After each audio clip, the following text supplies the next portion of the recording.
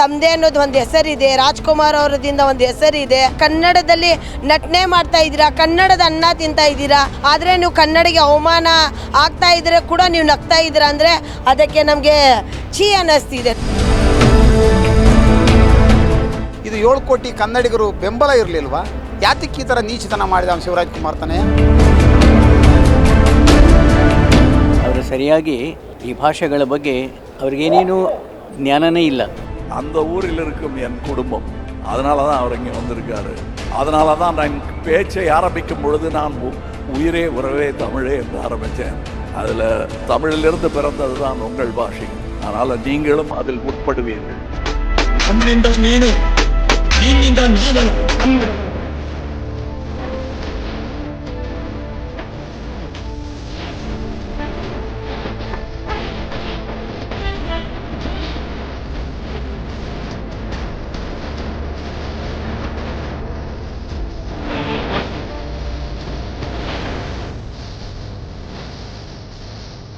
ಕನ್ನಡ ತಮಿಳಿನಿಂದ ಹುಟ್ಟಿದ್ದು ಅಂತ ತಮ್ಮ ಚಿತ್ರವೊಂದರ ಆಡಿಯೋ ಲಾಂಚ್ ಕಾರ್ಯಕ್ರಮವೊಂದರಲ್ಲಿ ನಟ ಕಮಲ್ ಹಾಸನ್ ಅವರು ಹೇಳ್ತಾ ಇರಬೇಕಾದ್ರೆ ಕರುನಾಡ ಚಕ್ರವರ್ತಿ ಅಂತ ಕರೆಯಿಸಿಕೊಳ್ಳುವ ಡಾಕ್ಟರ್ ಶಿವರಾಜ್ ಕುಮಾರ್ ಅವರು ಮೌನಕ್ಕೆ ಶರಣಾಗಿ ಮುಗುಳ್ನಗೆಯಿಂದ ಅದನ್ನ ಸ್ವೀಕಾರ ಮಾಡಿದ್ದು ಎಷ್ಟು ಸರಿ? ಇದು ನಮ್ಮ ಪ್ರಶ್ನೆಯಾಗಿದೆ. ಕನ್ನಡ ನಾಡು ನುಡಿಯ ವಿಚಾರಕ್ಕೆ ಸಂಬಂಧಪಟ್ಟಂತೆ ಡಾಕ್ಟರ್ ರಾಜ್ಕುಮಾರ್ ಅವರು ಕೊಟ್ಟಿರುವಂತಹ ಕೊಡುಗೆ ಅಷ್ಟಿಷ್ಟಲ್ಲ.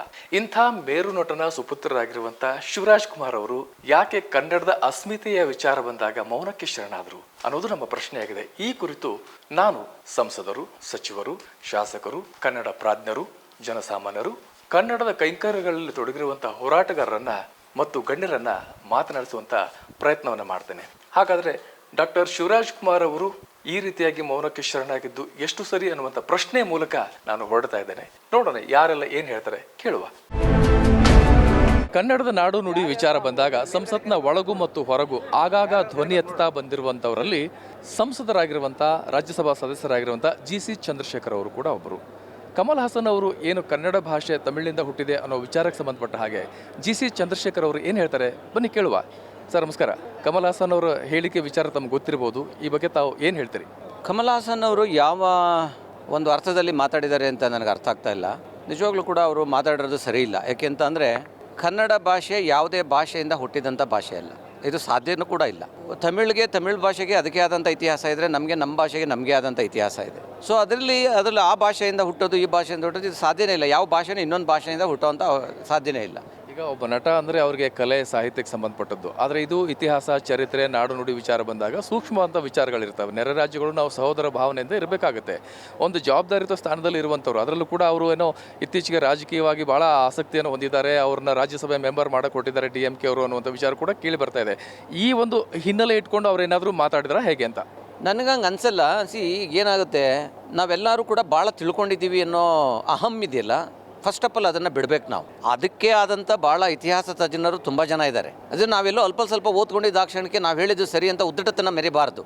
ಕಮಲ್ ಹಾಸನ್ ಅವ್ರಿಗೆ ಇಡೀ ದೇಶದಾದ್ಯಂತ ಅವರ ಇಷ್ಟಪಡುವಂಥ ಜನ ಇದ್ದಾರೆ. ಅವ್ರು ಏನಾದರೂ ಕೂಡ ಆ ಜನಕ್ಕೆ, ಕನ್ನಡ ಜನಕ್ಕೆ ಎಲ್ಲೋ ಒಂದು ಕಡೆ ನೋವಾಗಿದೆ, ಇದನ್ನು ಹೇಳಬಾರ್ದಿತ್ತು ಅನ್ನೋ ಮನೋಭಾವ ಇರಬೇಕು ಅಂತ ಅಂದರೆ ಅವರು ಇಮಿಡಿಯೇಟಾಗಿ ಕನ್ನಡಿಗರಿಗೆ ಕ್ಷಮೆ ಕೇಳಬೇಕು. ಒಂದು ವಿಚಾರ, ಈಗ ಕನ್ನಡ ಭಾಷೆ ತಮಿಳುನಾಡಿಂದ ಹುಟ್ಟಿದ್ದು ಅಂತ ನೇರವಾಗಿ ಶಿವರಾಜ್ ಕುಮಾರ್ ಅವರಿಗೆ ಅವರು ಹೇಳ್ತಾ ಇದ್ರು ಕೂಡ ಕರುನಾಡ ಚಕ್ರವರ್ತಿ ಅಂತ ಕರೆಸ್ಕೊಳ್ತಾ ಇರುವಂಥ ಡಾಕ್ಟರ್ ಶಿವರಾಜ್ ಕುಮಾರ್ ಅವರು, ಅದರಲ್ಲೂ ಮೇರು ನಟ ಡಾಕ್ಟರ್ ರಾಜ್ಕುಮಾರ್ ಅವರು ಪುತ್ರರಾಗಿ ತಲೆ ಅಲ್ಲಾಡಿಸ್ತಾ ಮುಗುಳ್ ನಗ್ತಾನೆ ಕೂತಿದ್ರು. ಇದನ್ನು ನೋಡಿದಾಗ, ಈ ವಿಡಿಯೋ ನೋಡಿದಾಗ ತಮಗೇನು ಅನಿಸುತ್ತೆ? ನನಗೆ ರಾಜ್ಕುಮಾರ್ ಅವ್ರ ಫ್ಯಾಮಿಲಿ ಬಗ್ಗೆ ನಂಗೆ ತುಂಬ ಅಭಿಮಾನ ಇದೆ. ಇವನ್ ಶಿವರಾಜ್ ಕುಮಾರ್ ಅವ್ರ ಬಗ್ಗೆನೂ ನನಗೆ ಅಭಿಮಾನ ಇದೆ. ಅವ್ರಿಗೆ ಗೊತ್ತಾಗಿರಲ್ಲ ಆ ಸಂದರ್ಭದಲ್ಲಿ. ಅವರು ಹೇಳಿದ್ದಾರೆ, ಶಿವರಾಜ್ ಕುಮಾರ್ ಅವರು, ನಾನು ಕನ್ನಡಕ್ಕೋಸ್ಕರ ಬದುಕ್ತೀನಿ, ಕನ್ನಡಕ್ಕೋಸ್ಕರ ಸಾಯ್ತೀನಿ ಅಂತ. ಪಾಪ ಅಷ್ಟು ಒಂದು ದೊಡ್ಡ ಒಂದು ಇದನ್ನು ಮಾಡಿದಂಥ ಒಬ್ಬ ಮೇರು ನಟನಿಗೆ ಆ ಸಂದರ್ಭದಲ್ಲಿ ಮಾತಾಡಲಿಲ್ಲ ಅನ್ನೋ ಕಾರಣಕ್ಕೆ ನಾವು ತಪ್ಪು ತಿಳ್ಕೊಳ್ಳೋದು ಬೇಡ. ಅವರು ಇವತ್ತು ಸ್ಟೇಟ್ಮೆಂಟ್ ಕೊಟ್ಟಿದ್ದಾರೆ. ಅವರು ಯಾವತ್ತೂ ಕೂಡ ಕನ್ನಡಿಗರೇ. ಯಾಕೆಂದರೆ ರಾಜ್ಕುಮಾರ್ ನಮ್ಮ ಆರಾಧ್ಯ ದೈವ ಅಂತ ಪೂಜಿಸೋವಂಥ ನಮ್ಮ ನಾಡು, ಇನ್ನು ಅವ್ರ ಮಕ್ಕಳುಗಳು ಕೂಡ ನಾವು ಅದೇ ಗೌರವವನ್ನು ಕೊಡ್ತೀವಿ ನಾವು. ಆ ಕಾರಣಕ್ಕೆ ಅದನ್ನು ಅನ್ಯತೆ ಭಾವಿಸೋದು ಬೇಡ. ಶಿವರಾಜ್ ಕುಮಾರ್ ಅವರ ಆ ಸಂದರ್ಭದಲ್ಲಿ ಅವರಿಗೆ ಗೊತ್ತಾಗಲಿಕ್ಕೆ ಇಲ್ಲ ಇದು. ಅದಾದಮೇಲೆ ಮೀಡಿಯಾದಲ್ಲಿ ಈಗ ಎಷ್ಟೋ ಸರಿ ನಾವು ಮಾತಾಡ್ತೀವಿ, ನಾವೇನು ಮಾತಾಡ್ತೀವಿ ಅಂತ ಗೊತ್ತಿರಲ್ಲ. ನೀವು ಅದನ್ನು ಮಾತ್ರ ರೆಕಾರ್ಡ್ ಮಾಡಿಬಿಟ್ಟಾಗ ಗೊತ್ತಾಗುತ್ತೆ ಎಲ್ಲೋ ಇದಾಗಿದೆ ಅಂತ. ಹಾಗೆ ಅವರು ಕನ್ನಡಾಭಿಮಾನಿ, ಅದರಲ್ಲೇನು ಎರಡು ಮಾತಿಲ್ಲ. ಶಿವರಾಜ್ ಕುಮಾರ್ ಕನ್ನಡಾಭಿಮಾನಿ. ಕನ್ನಡದ ಅಸ್ಮಿತೆ ಬಂದಾಗ ಅದು ನಮ್ಮ ತಂದೆ ತಾಯಿಗೆ ಸಮಾನ, ಹೌದಾ? ನಮ್ಮ ತಂದೆ ತಾಯಿನ ಅಗೌರವದಿಂದ ಮಾತಾಡ್ತಾ ಇದ್ದಾರೆ ಅಥವಾ ಚ್ಯುತಿ ಬರೋ ಥರ ಮಾತಾಡ್ತಾ ಇದ್ದಾರೆ ಅಂತ ಗಮನಿಸಿದಾಗ ಮಕ್ಕಳಾದರೂ ಸುಮ್ಮನೆ ಕೂತ್ಕೊಳ್ಳೋದು ತಪ್ಪಾಗುತ್ತಲ್ವಾ? ಇಲ್ಲ ಆ ಥರ ಯಾರು ಸುಮ್ಮನೆ ಕೂತ್ಕೊಳ್ಳೋಂಥ ಇದು ಇಲ್ಲ, ಪ್ರಸಂಗ ಇಲ್ಲವೇ ಇಲ್ಲ ಬಿಡಿ. ಯಾರೂ ಸುಮ್ಮನೆ ಕೂತ್ಕೊಳ್ಳೋದಿಲ್ಲ. ಕರ್ನಾಟಕದಲ್ಲಿ ಇರೋವಂಥ ಕನ್ನಡಿಗರು ಯಾರೂ ಕೂಡ ಕೂತ್ಕೊಳ್ಳಲ್ಲ. ಅದರಲ್ಲೂ ಚಿತ್ರನಟರು ಯಾವತ್ತೂ ಕೂಡ ಭಾಷೆ ವಿರುದ್ಧ ಹೋಗಲ್ಲ ರೀ. ಯಾಕೆ ಅಂತಂದರೆ ರಾಜ್ಕುಮಾರ್ ಅವರು ಗೋಕಾಕ್ ವರದಿನ ಜಾರಿ ಮಾಡಬೇಕು ಅಂತ ಬಂದ ಸಂದರ್ಭದಲ್ಲಿ ಇಡೀ ಕರ್ನಾಟಕ ಹತ್ತಿ ಉರಿದಂಥ ಸಂದರ್ಭ ನಾವು ನೋಡಿದ್ವಿ ನಾವು. ಅದನ್ನೇ ಇವತ್ತು ಜನ ಶಿವರಾಜ್ ಕುಮಾರ್ ಅವರಲ್ಲೂ ಕೂಡ ಎಕ್ಸ್ಪೆಕ್ಟ್ ಮಾಡ್ತಾ ಇದ್ದಾರೆ. ಶಿವರಾಜ್ ಕುಮಾರ್ ಅವರು ಸುಮ್ಮನೆ ಕೂತಿದ್ದು ಸರಿಯಲ್ಲ ಅಂತ ಕೆಲವರು ಹೇಳ್ತಾ ಇದ್ದಾರೆ. ಪಾಪ ಸುಮ್ಮನೆ ಕೂತಿಲ್ಲ ಅವರು. ಆ ಸಂದರ್ಭದಲ್ಲಿ ಅವ್ರಿಗೆ ಗೊತ್ತಾಗಿಲ್ಲ. ಅವ್ರು ಸುಮ್ಮನೆ ಕೂರಲ್ಲ. ಇವಾಗಲೂ ಕರೆದ್ರೆ ಕರ್ನಾಟಕದಲ್ಲಿ ಪ್ರತಿಯೊಂದು ಸಂದರ್ಭದಲ್ಲೂ ಪಾಪ ಫಸ್ಟ್ ಬರ್ರಿ ಶಿವರಾಜ್ ಕುಮಾರ್. ಅದ್ರ ಬಗ್ಗೆ ಎರಡು ಮಾತಿಲ್ಲ. ಅದಕ್ಕೆ ನಾವು ಅವ್ರ ಮೇಲೆ ಏನು ಇದು ಮಾಡೋದು ಬೇಡ. ನಾವು ಕನ್ನಡಿಗರು ಸಂಪೂರ್ಣವಾಗಿ ಶಿವರಾಜ್ ಕುಮಾರ್ ಹಿಂದೆ ನಿಂತಿದ್ದೀವಿ. ಅವರು ಕೂಡ ಕನ್ನಡಿಗರ ಜೊತೆಲಿದ್ದಾರೆ. ಇದು GC ಚಂದ್ರಶೇಖರ್ ಅವರ ಮಾತು. ಕಮಲ್ ಹಾಸನ್ ಅವರು ಆ ರೀತಿಯಾಗಿ ಹೇಳಿಕೆಯನ್ನು ನೀಡಬಾರ್ದಾಗಿತ್ತು. ಆಮೇಲೆ ಅವರು ಕ್ಷಮೆ ಕೇಳಬೇಕು, ಕರ್ನಾಟಕದ ಜನರ ಕ್ಷಮೆಯನ್ನು ಕೇಳಬೇಕು. ಅಲ್ಲಿವರೆಗೂ ನಾವು ಕೂಡ ಹೋರಾಟವನ್ನು ಮಾಡ್ತೀವಿ ಅಂತ ಹೇಳ್ತಾ ಇದ್ದಾರೆ GC ಚಂದ್ರಶೇಖರ್ ಅವರು. ಈಗ ಮತ್ತೊಬ್ಬ ಗಣ್ಯ ವ್ಯಕ್ತಿಗಳು ಏನು ಹೇಳ್ತಾರೆ ಬನ್ನಿ ಕೇಳುವ. ಈಗ ನಮ್ಮ ಜೊತೆ ಹಿರಿಯ ರಾಜಕಾರಣಿ ಮತ್ತು ವಿದ್ವಾಂಸರು ಆಗಿರುವಂಥ IG ಸನ್ನಿಧಿ ಅವರಿದ್ದಾರೆ. ಏನು ಹೇಳ್ತಾರೆ ಕೇಳುವ. ಸರ್ ನಮಸ್ಕಾರ. ಕಮಲ್ ಹಾಸನ್ ಅವ್ರ ಹೇಳಿಕೆ ಬಗ್ಗೆ ಏನು ಹೇಳ್ತಿರ್ತಾವೆ? ಅವರಿಗೆ ಯಾವ ಥರದ ಅಭ್ಯಾಸ ಇಲ್ಲ ಅಂತ ನಾನು ಭಾವನೆ ಮಾಡ್ತೀನಿ. ಅವರು ಸರಿಯಾಗಿ ಈ ಭಾಷೆಗಳ ಬಗ್ಗೆ ಅವ್ರಿಗೇನೇನು ಜ್ಞಾನನೇ ಇಲ್ಲ, ಏನಾದರೂ ಮಾಡ್ತಾ ಇದ್ದಾರೆ ಅವರು. ಆದರೆ ಕರ್ನಾಟಕದ ಉದಯ ಮತ್ತು ಕರ್ನಾಟಕ ಭಾಷೆ, ಇದ್ರ ಬಗ್ಗೆ ಸಂಪೂರ್ಣವಾದಂಥ ಜ್ಞಾನ ಇಲ್ಲದ ರೀತಿಯಲ್ಲಿ ಈ ರೀತಿ ಹೇಳಿಕೆಗಳನ್ನು ಅವ್ರು ಹೇಳಬಾರ್ದು. ಬಹುಶಃ ಪೂರ್ವ ಕಾಲದಿಂದಲೂ ಕೂಡ ಕರ್ನಾಟಕಕ್ಕೆ, ಕನ್ನಡ ಭಾಷೆಗೆ ತನ್ನದೇ ಆದಂಥ ಘನತೆ, ಗೌರವ ಅದ. ಸಾಕಷ್ಟು ಜನ ಹಿರಿಯರು, ಸಾಕಷ್ಟು ಜನ ಸಾಹಿತಿಗಳು ಇದರಲ್ಲಿ ಕೃಷಿ ಮಾಡಿದ್ದಾರೆ. ಇದು ಅನಾದಿ ಕಾಲದಿಂದ ಬರ್ತಕ್ಕಂಥದ್ದು. ಇಂಥದ್ರ ಕೂಸು ಅಥವಾ ಇಂಥರ ಜೊತೆಗೆ ಇದು ಅಂತ ಕಂಪೇರ್ ಮಾಡೋದೇನದೆ ಬಹುಶಃ ಅವರ ಅಜ್ಞಾನವನ್ನು ತೋರಿಸ್ಕೊಡ್ತದೆ. ಇಂಥ ಹೇಳಿಕೆಗಳನ್ನು ಕೊಟ್ಟು ಸಮಾಜದಲ್ಲಿ ಅಶಾಂತಿ ಉಂಟು ಮಾಡ್ತಕ್ಕಂಥ ಹೇಳಿಕೆಗಳನ್ನು ಕಮಲ್ ಹಾಸನ್ ಕೊಡಬಾರ್ದಾಗಿತ್ತು ಅಂತ ನನ್ನ ಭಾವನೆ. ನಾವು ನೆರೆಯ ರಾಜ್ಯದವರು ಸಹೋದರ ಭಾವನೆಯಿಂದ ಇರಬೇಕಾಗುತ್ತೆ. ಈಗ ಕನ್ನಡ ಮೊದಲ, ತಮಿಳು ಮೊದಲ ಅಂತ ಪ್ರಶ್ನೆ ಮಾಡ್ದಂಗೆ ಆಗುತ್ತೆ ಅದು ಅಲ್ವಾ? ನಮ್ಮ ಭಾಷೆ ಮೊದಲು, ನಮಗೆ ಕನ್ನಡ ಯಾವಾಗಲೂ ನಮ್ಮದಿದು. ಅವರಿಂದಾಗಿ ಅದು ಹುಟ್ಟಿ ಬಂದಂಥ ಭಾಷೆ ಅಲ್ಲ. ಇದಕ್ಕೆ ಶತಮಾನಗಳಿಂದ ತನ್ನದೇ ಆದಂಥ ಇತಿಹಾಸ ಇರ್ತಕ್ಕಂಥ ಕನ್ನಡ ಭಾಷೆ ಯಾರ ಕೂಸು ಅಲ್ಲ, ಅದು ಸ್ವತಂತ್ರವಾದಂಥ ತಾಯಿ. ಕುವೆಂಪು ಅವರು ಒಂದು ಮಾತು ಹೇಳಿದ್ರು, ಜಯ ಭಾರತ ಜನನಿಯ ತನುಜಾತೆ ಅಂತ. ಅದರ ಅರ್ಥ ಏನು ಸರ್? ಜಯ ಭಾರತ ಜನನಿಯ ತನುಜಾತೆ ಕರ್ನಾಟಕ ಮಾತೆ ಅಂತ ಹೇಳಿದ್ರು. ಅಂದರೆ ಕರ್ನಾಟಕ ಅಂತಂದಾಗೂ ಕೂಡ ಭಾರತ ಸಮಗ್ರತೆಯನ್ನು ಗಮನದಲ್ಲಿಟ್ಟುಕೊಂಡು ನಾವೆಲ್ಲರೂ ಕೂಡ ಏನ್ರಿ ಅವರ ಮಕ್ಕಳು ಅನ್ನುವ ರೀತಿಯಲ್ಲಿ ನಾವಿರಬೇಕು ವಿನಃ ತಾರತಮ್ಯವನ್ನು ಮಾಡಬಾರ್ದು ಅಂತಲೇ ಕುವೆಂಪು ಅವರು ಮರಿ ಎಲ್ಲಾದರೂ ಇರು ಎಂತಾದರೂ ಇರು ಎಂದೆಂದಿಗೂ ನೀವು ಕನ್ನಡವಾಗಿರುವಂಥ ಮಾತನ್ನು ಹೇಳ್ತಾರೆ. ಕರ್ನಾಟಕ ಮತ್ತು ಕನ್ನಡಿನದ ಅದು ನಮ್ಮ ಅಸ್ಮಿತೆಯ ಭಾಷೆ. ಅದು ಇನ್ನೊಬ್ಬರ ಭಾಷೆಯಿಂದ ಬಂದಂಥದ್ದು ಅಂತಕ್ಕಂಥದ್ದು ಏನು ಭಾವನೆ ಇದಲ್ಲ, ಅದು ಸಂಪೂರ್ಣ ತಪ್ಪು. ಇಂಥ ತಪ್ಪು ಪ್ರಚಾರವನ್ನು ಮಾಡಬಾರ್ದು ಅಂಥೇಳಿ ನಾನು ಅವ್ರು ಕೇಳಿಕೊಳ್ಳಿಕ್ಕೆ ಇಚ್ಛೆಪಡ್ತೇನೆ. ಅವನು ಹೇಳ್ತಾ ಇರೋದು ಅಂತಂದ್ರೆ ಅವನ ಅವಿವೇಕಿ. ದೊಡ್ಡ ದೊಡ್ಡ ಕವಿಗಳು, ವಿದ್ವಾಂಸರು ಅವರೆಲ್ಲ ಏನು ಹೇಳ್ತಾರೆ ಅಂದರೆ ಕನ್ನಡಕ್ಕೆ ಇತಿಹಾಸನೇ ಇಲ್ಲ ಅಂತ ಹೇಳ್ತಾರೆ. ಇವನು ತಮಿಳೆಲ್ಲ ಹುಡ್ತು ಅಂದ್ರೆ ಇವನೆಲ್ಲಿ ಹುಟ್ಟಿದ್ದ ಇವನು ಅಯೋಗ್ಯ? ಇವನ್ನೆಲ್ಲ ಬರೀ ಕನ್ನಡದಲ್ಲೆಲ್ಲೋ ಮುಂದೆ ಬನ್ನಿ ಹಿಂದೆ ಬನ್ನಿ ಅಂತ ಯಾವುದೋ ಒಂದು ಸಿನಿಮಾ ತಕ್ಕೊಂಡು ಹೋದ. ಅವತ್ತೆಲ್ಲ ಕನ್ನಡ ಮಾತಾಡಲ್ವಾ? ಅವರಿಗೆಲ್ಲ ಅಗೌರವ ಪ್ರಶ್ನೆ ಅಲ್ವಾ ಮಾತಾಡೋದು? ಏನು ಮಾತಾಡ್ತಾರೆ ಇವರೆಲ್ಲ? ಒಬ್ಬರು ಸಿನಿಮಾ ನಟರಾಗಿದ್ದು ಈ ರೀತಿ ಮಾತಾಡೋದು ಅವ್ರಿಗೊಂಥರ ಅವಹೇಳಂತರ ಅಂತ ವಿಚಾರ. ಅವ್ರನ್ನೇನು ಮಾಡಬೇಕು? ನಮ್ಮ ಕರ್ನಾಟಕದ ಗಡಿ ಬಿಟ್ಟು ಒಳಗೆ ಪ್ರವೇಶ ಮಾಡಬಾರ್ದು. ಅವ್ರಿಗೆ ಸಿನಿಮಾಗಳನ್ನು ಆ ಟ್ಯಾಕ್ಯೂಸಲ್ಲಿ ತೆಗಿಲೇಬಾರ್ದು ಯಾರು. ಆಗ ಅವ್ರು ಏನಾರು ಪೋಸ್ಟರ್ಸ್, ಬ್ಯಾನರ್ ಏನಾರು ಇದಕ್ಕೆ ಸಗಳಿ ಬಗ್ಡೋನು ಅದು ಕಿತ್ತಾಕ ಅಂತ ಒಂದು ವ್ಯವಸ್ಥೆ ಕನ್ನಡಿಗರಿಗೆ ಹುಟ್ಟಿದಂಥ ವ್ಯಕ್ತಿಗಳು ಮಾಡಬೇಕು. ಶಿವರಾಜ್ ಕುಮಾರ್ ಯಾತಕ್ಕೆ ಹೋದ ಅಂತ ಅವನು ಹೌದಪ್ಪನ ಸರ್ಕಾರದ ಶಿವರಾಜ್ ಕುಮಾರು. ಹೌದು, ಈಗ ಏನು ಕೋತಿ ಗಣೇಶ ಹಾಲು ಕುಡಿತು ಅಂದರೆ ಹೌದಾ ಕುಡಿತಾ ಅಂತಾನೆ. ಗಣೇಶ ನೀರು ಕುಡಿತು, ಇಲ್ಲಿ ಹಸ್ಕೊಂಡಿತ್ತು ಗಣೇಶ, ಹೌದು ಹಸ್ಕೊಂಡಿತ್ತು ಅಂತಾನೆ. ಯಾಕೆ ಅಂದರೆ ಅವರು ಅವರ ಸಿನಿಮಾಗಳು ಜನಗಳಿಂದ ಪ್ರಸಿದ್ಧವಾಗಬೇಕಲ್ಲ. ಅವಂತಾನೆ ಏನು ಉತ್ತಮವಾದಂಥ ಮನುಷ್ಯನೇ ಶಿವರಾಜು. ಇಟ್ಟಯ್ಯ ನೀನಲ್ಲಿ ಅಂತ ಹೇಳ್ಬೋದಾಯಿತು. ಅವನಿಗೆಲ್ಲ ಇದು 7 ಕೋಟಿ ಕನ್ನಡಿಗರು ಬೆಂಬಲ ಇರಲಿಲ್ವಾ? ಯಾತಕ್ಕೆ ಈ ಥರ ನೀಚತನ ಮಾಡಿದ ಅವನು ಶಿವರಾಜ್ ಕುಮಾರ್ ತಾನೆ? ಅವ್ರ ಅಪ್ಪನಿಗೇನೋ ಕನ್ನಡ ಕನ್ನಡ ಕನ್ನಡ ರಾಜಣ್ಣ ಅಂತ ಜನ ಗೌರವ ಕೊಟ್ಟದ್ದು ಅದು ನಮ್ಮಂಥ ಮೂರ್ಖರು. ಯಾಕೆಂದ್ರೆ ಇವತ್ತು ಅವ್ರ ಮಕ್ಕಳೆಲ್ಲ ಕೂತ್ಕೊಂಡು ಅವನು ಯಾವನೋ ಆ ತಮಿಳು ನಟ ತಮಿಳಲ್ಲೇ ಹುಟ್ಟಿದ್ದು ಕನ್ನಡ ಅಂತ ಹೇಳ್ತಾವನಲ್ಲ ಕಮಲ್ ಹಾಸನ್, ಅವನಿಗೆ ಕತ್ತಾಡಾಡಿಸಿದ್ದು ಮಹಾದೊಂದು ದುರ್ದೈವ. ಅದು ಮೊನ್ನೆ ಬಂದ ಹೇಳಿಕೆ ನೋಡಿ ನಾನು ಕೂಡ ಭಾಳ ಬೇಸರ ಮಾಡಿಕೊಂಡೆ. ಇವತ್ತೇನು ನಮ್ಮಲ್ಲಿರ್ತಕ್ಕಂಥ ಒಂದು ಕನ್ನಡಿಗರ ಸಹನೆ, ಕನ್ನಡಿಗರ ವಿಶಾಲ ಹೃದಯ ವೈಶಾಲ್ಯವನ್ನು ದುರ್ಬಳಕೆ ಮಾಡಿಕೊಂಡಂಥ ಇಂಥ ಕೆಲವು ಹೀನ ದೃಷ್ಟಿಯುಳ್ಳ ಜನ ಇದನ್ನು ಪದೇ ಪದೇ ನಮ್ಮ ಕೆಣಕ್ತಾ ಇರೋದು ನಿಜಕ್ಕೂ ಪ್ರತಿಯೊಬ್ಬ ಕನ್ನಡಿಗನ ಸ್ವಾಭಿಮಾನವನ್ನು ಕೆಡಿಸ್ತಕ್ಕಂಥದ್ದು. ಬಹುಶಃ ಕಮಲ್ ಹಾಸನ್ಗೆ ಭಾಷೆಯ ಪರಿಕಲ್ಪನೆ ಇಲ್ಲ. ಯಾಕೆ ಅಂತ ಅಂದರೆ ಪಂಚದ್ರಾವಿಡ ಭಾಷೆಗಳಲ್ಲಿ ತಮಿಳು ಒಂದು, ಕನ್ನಡ ಒಂದು, ತೆಲುಗು ಒಂದು, ಮಲಯಾಳಮ್ಮು ಕೂಡ ಒಂದು. ಹಾಗಾಗಿ ಅವ್ರಿಗೆ ಯಾರು ಅವರಿಗೆ ಆ ಒಂದು ಮಾಹಿತಿ ಕೊಟ್ಟರೋ ಏನೋ ಗೊತ್ತಿಲ್ಲ. ಇದು ತಪ್ಪು. ಏಕೆಂದರೆ ನಾವು ಕನ್ನಡಿಗ ಇವತ್ತು ಬೆಂಗಳೂರಲ್ಲಿ ಹಿಂದೆ ಈ ಪರವಾಗಿಲ್ಲ ಕನ್ನಡ ರಕ್ಷಣಾ ವೇದಿಕೆ ಬಂದ ಮೇಲೆ ತಮಿಳರ ಹಾವಳಿ ಸ್ವಲ್ಪ ಕಡಿಮೆ ಆಗಿದೆ ಅಂತ ಅಂದ್ಕೊಂಡ್ರು ಕೂಡ ಅದಕ್ಕೆ ಮುಂಚೆ ಈ ಬೆಂಗಳೂರನ್ನ ಆಳ್ತಿದ್ದವರೇ ತಮಿಳಿಗರು. ಭಾಷೆ ದೃಷ್ಟಿಯಿಂದ ಆಗಲಿ, ಕೆಲಸದ ದೃಷ್ಟಿಯಿಂದ ಆಗಲಿ, ಉದ್ಯೋಗ ದೃಷ್ಟಿಯಿಂದ ಆಗಲಿ, ವಿಶೇಷವಾಗಿ ಸಿನಿಮಾ ಕ್ಷೇತ್ರಗಳಲ್ಲಿ ಬಹಳ ನಮ್ಮನ್ನು ಬಾಚಿಕೊಂಡೋಗಿದ್ದೇ ಹೆಚ್ಚು ಅವರು. ನಿಜಕ್ಕೂ ನಾವೆಲ್ಲರೂ ಕೂಡ ಕನ್ನಡಿಗರು ಮಾನಸಿಕವಾಗಿ ಒಂದಾಗಬೇಕು. ನಮ್ಮಲ್ಲಿರ್ತಕ್ಕಂಥ ಎಲ್ಲನೂ ಕೂಡಿ ಇವ ಪ್ರಶ್ನೆ ಕೇಳ್ತಾ ಇದ್ದೆ, ಶಿವರಾಜ್ ಕುಮಾರ್ ಯಾಕೆ ಅವ್ರ ಜೊತೆಗೆ ಇದ್ದರು ಅಂತ. ನೋಡಿ ಸ್ವಾಮಿ, ಅವರು ತೆರೆ ಮೇಘಲ್ ನಟರು. ಅವರಿಗೆ ಈ ಚೀಪ್ ಪಾಪ್ಯುಲಾರಿಟಿ ಬೇಕು ಅವರಿಗೆ. ಇವರೇನು ಬೋರೇಗೌಡರು ಹೇಳಿದಾಗೆ ಜೈಯನ ಜನ ಬೇಕು. ಅವ್ರಿಗೆ ಇವ್ಯಾವೂ ಗೊತ್ತಿಲ್ಲ. ಅವರಿಗೆ ರಾಜ್ಕುಮಾರ್ ಅವ್ರಿಗಿದ್ದಂಥ ಕಾಳಜಿ, ಡಾಕ್ಟರ್ ರಾಜ್ಕುಮಾರ್ ಅವರು ಗೋಕಾಕ್ ಚಳುವಳಿ ಮಾಡದೇ ಇದ್ದರೆ ನಮ್ಮ ಕನ್ನಡ ಸ್ಥಿತಿ ಇನ್ನೂ ಹೀನಾಯವಾಗ್ತಾ ಇತ್ತು. ಬಹುಶಃ ಅವ್ರ ಅಪ್ಪನ ಕಿಂಚಿತ್ತು ಕೂಡ ಇವ್ರು ತಿಳ್ಕೊಳ್ಳಿಲ್ವಲ್ಲ ಅಂತ ಹೇಳಿ ಬೇಸರ ಆಗ್ತಾ ಇದೆ. ನಿಜಕ್ಕೂ ಕೂಡ ಇದೊಂದು ವಿಷಾದನೀಯ.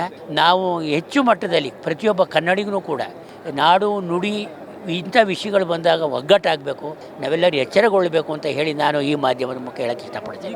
ಶಿವರಾಜ್ ಕುಮಾರ್ ಮಾತಾಡಬೇಕು. ಏಕೆಂದರೆ ಈಗ ನಾನು ಅದು ಅರ್ಥ ಮಾಡಿದ್ದೋ ಅರಿದಲೇ ಮಾಡಿದ್ದೋ ಗೊತ್ತಿಲ್ಲ. ಬಹುಶಃ ಸಭೆಯಲ್ಲಿ ಮಾತಾಡಿರ್ಬೋದು ಅವರು, ಆಗಲೂ ಎಚ್ಚರಿಕೆ ಕೊಡ್ಬೋದಾಗಿತ್ತು. ಯಾರು ಇವ್ರಿಗೆ ಗೊತ್ತಿರಬೇಕಲ್ಲ, ಜ್ಞಾನ ಇರಬೇಕಲ್ಲ.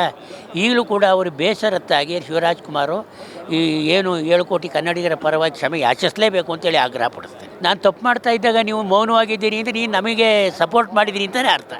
ಪರೋಕ್ಷವಾಗಿ ಇದು ನಿಜಕ್ಕೂ ಖಂಡನೀಯ ಅಂತ ಹೇಳಿ ಇಷ್ಟಪಡ್ತೀನಿ. ನಾನು ಹೇಳ್ತೇನೆ, ಶಿವರಾಜ್ ಕುಮಾರ್ ಅವ್ರಿಗೆ ಹೇಳ್ತಾ ಇದ್ದೀನಿ, ಪುನೀತ್ ರಾಜ್ಕುಮಾರ್ ಒಂದು ಹೆಸರನ್ನು ಮಾಡಿದ್ದಾರೆ. ಕನ್ನಡ ನಾಡಿಗೆ ಹುಟ್ಟಿದ ಮಗ ಅಂತ ಹೇಳಿ ಅವರು ಸಾಧಕ ಮಾಡಿದ್ದಾರೆ. ನೀವು ಅವನು ಒಂದು ನಟ ಆಗಿ ಕನ್ನಡದಲ್ಲಿ ಕೂಡ ತಾನು ನಟನೆ ಮಾಡಿದ್ದಾರೆ. ಕಮಲ್ ಹಾಸನ್ ಅವರಿಗೆ ನಾನು ಹೇಳಲಿಕ್ಕೆ ಇಷ್ಟಪಡ್ತೀನಿ, ನೀವು ಒಂದು ನಟನಾಗಿ ನಮ್ಮ ಕನ್ನಡಕ್ಕೆ ಏನು ಅವಮಾನ ಮಾಡಿದ್ದೀರಾ, ನೀವು ಕ್ಷಮೆಪಣೆ ಕೇಳಲಿಲ್ಲ ಅಂದರೆ ಆಯೇಷಾ ಸನದಿ ತಮ್ಮ ಮನೆ ಮುಂದೆ ಬಂದು ಹೋರಾಟ ಮಾಡಲಿಕ್ಕೆ ಸಿದ್ಧ ಅಂತ ಹೇಳ್ತಾ ಇದ್ದೀನಿ. ನಮ್ಮ ಕನ್ನಡ ನಾಡ ನುಡಿಗೋಸ್ಕರ ನಾವು ಜೀವ ಕೊಡೋರು. ನಾವು ತಮಿಳದಿಂದ ಹುಟ್ಟಿದವರಲ್ಲ, ನಾವು ಕನ್ನಡಿಗರು. ನಮ್ಮ ವರ್ಡ್ಸ್ ನಾವು ಕನ್ನಡಿಗರು. ಯಾರಿಂದ ನಾವು ಹುಟ್ಟಿಲ್ಲ, ನಮ್ಮಿಂದನ ನಿಮ್ಮ ವರ್ಡ್ಸ್ ಹುಟ್ಟಿರ್ಬೋದು. ಬಟ್ ನಾವು ಕನ್ನಡಿಗರು, ನಾವು ಇಲ್ಲೇ ಹುಟ್ಟಿರು. ನಮ್ಮ ಓಡು ಕೂಡ ಕರ್ನಾಟಕದ ನಮ್ಮ ಸ್ವಂತ ಓಡುಗೋಡವು. ನೀವು ಎಲ್ಲರೂ ಹೇಳ್ತಿರ್ಬೋದು, ಯಾವ್ರಿ ನಿಮ್ಗೆ ಹೇಳಿಕೊಟ್ಟಿದ್ದು? ಹಿಂಗೆ ನಟ ಆಗಿದ್ದೀರಾ? ನಿಮಗೆ ನಾಚಿಕೆ ಮಾನ ಮರ್ಯಾದೆ ಇದೇನ್ರಿ? ನಿಮಗೆ ಧೈರ್ಯ ತಾಕತ್ತಿದ್ರೆ ಬನ್ನಿರಿ, ನಮ್ಮ ಕರ್ನಾಟಕದಲ್ಲಿ ಬಂದು ಹೇಳಿ, ಅದಕ್ಕೆ ತಕ್ಕ ಪಾಠ ಹೇಳ್ತೀವಿ. ನೀವು ಕ್ಷಮೆಪಣೆ ಕೇಳಲಿಲ್ಲ ಅಂದರೆ ನಿಮ್ಮ ಮನೆ ಮಠ ಬಂದು ಹೋರಾಟ ಮಾಡ್ತೀವಿ. ಇಲ್ಲೇ ಅಲ್ಲ, ಎಲ್ಲಿಯೂ ಕೂಡ ಕನ್ನಡಿಗೆ ಅವಮಾನ ಮಾಡಲಿ, ರಾಜ್ಯ ರಾಷ್ಟ್ರದಲ್ಲಿ ಅಲ್ಲಿ ಹೋರಾಟ ಮಾಡಲಿಕ್ಕೆ ಸಿದ್ಧ ಕನ್ನಡಿಗರು. ನೆನಪಿರಲಿ, ಎಚ್ಚರಿರಲಿ ಅಂತ ನಿಮ್ಗೆ ಹೇಳಲಿಕ್ಕೆ ಬಯಸ್ತೀನಿ. ನಾನು ತಪ್ಪು ಅಂತ ಹೇಳ್ತಾ ಇದ್ದೀನಿ. ಶಿವರಾಜ್ ಕುಮಾರ್ ಸರ್ ಅವರೇ ತಾವೊಂದು ನಟನೆ ಮಾಡಿದ್ದೀರಾ, ತಮ್ಮದೇ ಅನ್ನೋದು ಒಂದು ಹೆಸರಿದೆ. ರಾಜ್ಕುಮಾರ್ ಅವರದಿಂದ ಒಂದು ಹೆಸರಿದೆ. ಆ ಒಂದು ಒಳ್ಳೆ ಮಂತನದಿಂದ ನೀವು ಇದ್ದೀರಾ, ಕನ್ನಡದಲ್ಲಿ ನಟನೆ ಮಾಡ್ತಾ ಇದ್ದೀರಾ, ಕನ್ನಡದ ಅನ್ನ ತಿಂತಾ ಇದ್ದೀರಾ. ಆದರೆ ನೀವು ಕನ್ನಡಿಗೆ ಅವಮಾನ ಆಗ್ತಾ ಇದ್ರೆ ಕೂಡ ನೀವು ನಗ್ತಾ ಇದ್ದೀರಾ ಅಂದರೆ ಅದಕ್ಕೆ ನಮಗೆ ಅನ್ನಿಸ್ತಿದೆ, ನನಗೆ ಅದು ಬೇಜಾರು ಅನ್ನಿಸ್ತಿದೆ. ನೀವು ಇದಕ್ಕೆ ಕ್ಷಮೆಪಣೆ ಕೇಳಲೇಬೇಕು ಅಂತ ನಾನು ಹೇಳಲಿಕ್ಕೆ ಬಯಸ್ತೀನಿ. ಅದು ಸರಿಯಲ್ಲ. ಆ್ಯಕ್ಚುಲಿ ಏನಪ್ಪ ಅಂತಂದರೆ ಶಿವರಾಜ್ ಕುಮಾರ್ ಅವರು ಮಾತಾಡಬೇಕಾಗಿತ್ತು. ಯಾಕೆಂದರೆ ಕರುನಾಡ ಚಕ್ರವರ್ತಿ ಡಾಕ್ಟ್ರು ಶಿವರಾಜ್ ಕುಮಾರ್, ಶಿವಣ್ಣ 7 ಕೋಟಿ ಕನ್ನಡಿಗರಿಗೂ ಅವರು ಮೆಚ್ಚಿನ ನಟ, ಮೇರು ನಟ ಅವರು. ಅದು ಅಲ್ಲದೆ ಅವ್ರ ತಂದೆ ಛಾಯೆನೂ ತುಂಬಷ್ಟು ಬೇಕಾದಷ್ಟಿದೆ ಅವ್ರ ಮೇಲೆ. ಅವರು ಒಂದು ಮಾತನ್ನು ಹೇಳ್ಬೋದಾಯಿತು, ಪ್ರತಿಕ್ರಿಯಿಸಬೇಕಾಗಿತ್ತು, ಅಂದರೆ ರಿಯಾಕ್ಟ್ ಮಾಡಬೇಕಾಗಿತ್ತು. ಇಲ್ಲ ಕಮಲ್ ಹಾಸನ್ ಅವರೇ, ಇದು ಆ್ಯಕ್ಚುಲಿ ಬಂದು ನಾವು ನಮ್ಮ ತಂದೆ ಕಡೆಯಿಂದ, ನಮ್ಮ ತಾತನ ಕಡೆಯಿಂದ ತಿಳ್ಕೊಂಡಿದ್ದೀವಿ, ನಮ್ಮ ಭಾಷೆ ತುಂಬ ಹಳೆಯದು ಅಂತ ಹೇಳ್ಬೋದಾಗಿತ್ತು. ಬಟ್ ಅವರು ಅದನ್ನು ರಿಯಾಕ್ಟ್ ಮಾಡದಿರೋದಕ್ಕೆ ಕಾರಣ ಏನು ಅಂತ ನಮಗೂ ಗೊತ್ತಿಲ್ಲ. ಅವ್ರು ಏನು ಬೇರೆ ಯೋಚನೆಯಲ್ಲಿದ್ದರೋ ಏನೋ, ಹಾಗಾಗ್ಬಿಟ್ಟು ಅದಕ್ಕೆ ನಾವೇನು ಹೇಳೋದಕ್ಕೆ ಬರ್ತಾ ಇಲ್ಲ. ಬಟ್ ಪ್ರತಿಕ್ರಿಯಿಸಬೇಕಾಗಿತ್ತು ಅನ್ನೋದು ಮಾತ್ರ ಗ್ಯಾರಂಟಿ. ಖ್ಯಾತ ನಟ ಕಮಲ್ ಹಾಸನ್ ಅವರು ಕನ್ನಡದ ಬಗ್ಗೆ ಅರ್ಥವಿಲ್ಲದಂಥ ಮಾತು ಮಾತಾಡಿದ್ದಾರೆ. ಅವ್ರಿಗೆ ತಮಿಳ್ ಎಲ್ಲಿಂದ ಬಂತು ಅಥವಾ ಕನ್ನಡ ಎಲ್ಲಿಂದ ಬಂತು ಅಂತ ಫಸ್ಟ್ ಜ್ಞಾನ ಇರಲಿ ಅವ್ರಿಗೆ. ಅದನ್ನು ಬಿಟ್ಬಿಟ್ಟು ಇಷ್ಟ ಬಂದಿದ್ದಂಗೆ ಮಾತಾಡೋದು ತಪ್ಪದು. ಅವರು ಈ ಕೂಡಲೇ ಕ್ಷಮೆ ಕೇಳದೇ ಇದ್ದರೆ ಅದು ತುಂಬ ದೊಡ್ಡ ಹೋರಾಟ ಆಗಬೇಕಾಗುತ್ತೆ. ಹಾಗಾಗಿ ಕನ್ನಡ ಜನತೆಗೆ ಕ್ಷಮೆ ಕೇಳುವಂಥ ಕೆಲಸ ಕಮಲ್ ಹಾಸನ್ ಅವ್ರು ಮಾಡಬೇಕು. ಇದೊಂದು ಇನ್ನೊಂದು ದೊಡ್ಡ ದುರಂತ ಏನಂದರೆ, ನಮ್ಮ ಹ್ಯಾಟ್ರಿಕ್ ಇರೋ ಶಿವರಾಜ್ ಕುಮಾರ್ ಅವರು ಅಲ್ಲೇ ಇದ್ದೂ ಪ್ರತಿಭಟಿಸಿಲ್ಲ. ಅದು ಎಲ್ರಿಗೂ ನೋವು ತರುವಂಥ ಕೆಲಸ. ತಮಿಳು ಭಾಷೆ ಕನ್ನಡದ ತಾಯಿ ಇದ್ದಂತೆ, ತಮಿಳಿನಿಂದನೇ ಕನ್ನಡ ಹುಟ್ಕೊಂಡಿದೆ ಅಂತ ನಟ ಕಮಲ್ ಹಾಸನ್ ಅವರು ಹೇಳಿರುವಂಥ ಒಂದು ಹೇಳಿಕೆಯ ಬಗ್ಗೆ ಎಲ್ಲ ಕನ್ನಡಿಗರಿಗೂ ಬಹಳ ದೊಡ್ಡ ಆಘಾತ ಆಗಿದೆ. ಅದಕ್ಕಿಂತಲೂ ಹೆಚ್ಚಿನ ಆಘಾತ ಬಹಳಷ್ಟು ಜನರಿಗೆ ಕಮಲ್ ಹಾಸನ್ ಈ ರೀತಿ ಹೇಳುವಾಗ ಅಲ್ಲಿ ನಮ್ಮ ಶಿವರಾಜ್ ಕುಮಾರ್ ಉಪಸ್ಥಿತರಿದ್ದರು. ಆದರೂ ಕೂಡ ಆ ಒಂದು ಹೇಳಿಕೆಗೆ ಅವರು ತಕ್ಷಣಕ್ಕೆ ಪ್ರತಿಕ್ರಿಯೆಯನ್ನು ಕೊಡಲಿಲ್ಲ, ಸುಮ್ಮನಿದ್ರು ಅನ್ನೋದು ಬಹಳ ದೊಡ್ಡ ಆಘಾತ ಬಹಳಷ್ಟು ಜನರಿಗೆ ಆಗಿದೆ. ಕೆಲವೊಮ್ಮೆ ಈ ರೀತಿ ಆಗುತ್ತೆ, ಅಲ್ಲಿ ಏನು ನಡೀತಾ ಇದೆ, ಅವ್ರು ಏನು ಹೇಳ್ತಾ ಇದ್ದಾರೆ, ಅದರ ಅರ್ಥ ಏನು ಅನ್ನೋದು ತಕ್ಷಣಕ್ಕೆ ಹೊಳೆದಿರದೇ ಇರಬಹುದು. ಆದರೆ ಆ ವಿಚಾರ ವಿವಾದ ಆದ ನಂತರವಾದರೂ ಕೂಡ ಶಿವರಾಜ್ ಕುಮಾರ್ ತಕ್ಷಣಕ್ಕೆ ಪ್ರತಿಕ್ರಿಯೆಯನ್ನು ಕೊಟ್ಟು ಕಮಲ್ ಹಾಸನ್ ಅವರ ಹೇಳಿಕೆಯನ್ನು ಖಂಡಿಸಬೇಕಾಗಿತ್ತು. ಕಮಲ್ ಹಾಸನ್ ಅವರು ಹೇಳಿದ್ದು ತಪ್ಪು.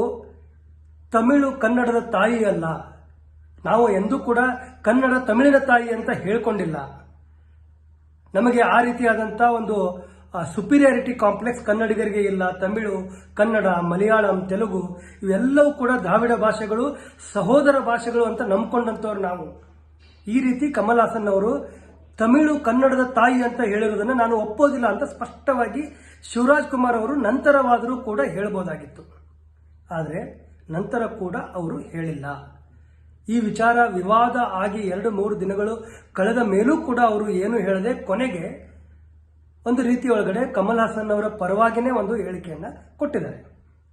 ಕಮಲ್ ಹಾಸನ್ ಅವರಿಗೆ ಕನ್ನಡದ ಬಗ್ಗೆ ಅಪಾರವಾದಂಥ ಪ್ರೀತಿ ಇದೆ, ಅಭಿಮಾನ ಇದೆ. ಅವರ ಹೇಳಿಕೆಯನ್ನು ಇಷ್ಟೊಂದು ದೊಡ್ಡದಾಗಿ ಮಾಡುವಂಥ ಅವಶ್ಯಕತೆ ಇಲ್ಲ ಅಂತ ಶಿವರಾಜ್ ಕುಮಾರ್ ಅವರು ಹೇಳಿರೋದು. ಇದು ಕೂಡ ಯಾರು ಶಿವರಾಜ್ ಕುಮಾರ್ ಅವರಿಂದ ಇಂಥ ಹೇಳಿಕೆಯನ್ನು ನಿರೀಕ್ಷೆ ಮಾಡಿರಲಿಲ್ಲ. ಈಗಲಾದರೂ ಕೂಡ ತಡವಾಗಿಲ್ಲ. ಶಿವರಾಜ್ ಕುಮಾರ್ ಅವರು ಈ ವಿಚಾರದೊಳಗಡೆ ತಮ್ಮ ಅಭಿಪ್ರಾಯ ಏನು ಅಂತ ಸ್ಪಷ್ಟಪಡಿಸಬೇಕು.